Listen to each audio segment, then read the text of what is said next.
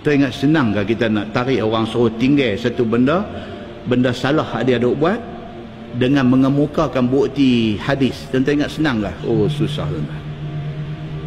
Susah. Kan orang kubur terang-terang larangan dalam hadis buat binaan di atas kubur. Terang-terang hadis sahih larang.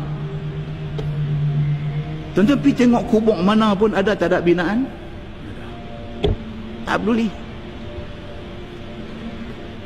Mufti Tegong ada di setengah kawasan perkuburan ni, mereka bubuh satu signboard, bubuh di situ.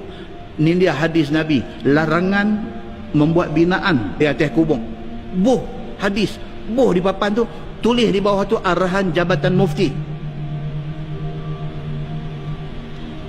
Tak boleh. Dia berkata pula, dia berkata pergi tengok di Mesir ni, sikit ke kubur-kubur alim ulama semua binaan besar-besar? Takkan mereka tu tak tahu? Dia hujah macam tu. Ni hadis Nabi main ni, dia tahu pakai, dia duk hujah tu. Dia duk hujah macam tu. Penat lah tuan-tuan. Penat lah. Dah kita kata dah tu hadis ni macam mana cerita? Tak, bukan. Saya bukan tolak hadis. Dia kata cuma saya nak tanya. Tuan-tuan alim besar ada di Mesir tu tak tahu ke kata buat binaan ni haram? Dia hujah macam tu. Dia tak mau pakai ni hadis Nabi.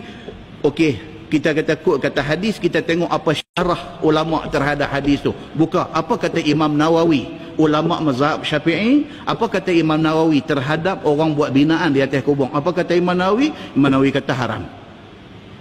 Dak juga. Dia kata sikit ulama, dia duk hujah tu, dia pusing balik, dia duk kuntau yang tu. Penat lah kita. Lain-lain kita kata ikut suka hang. Dia tak boleh terima tu hadis Nabi tu, dia tak boleh terima. Dia nak kata hak dia duk buat tu betul.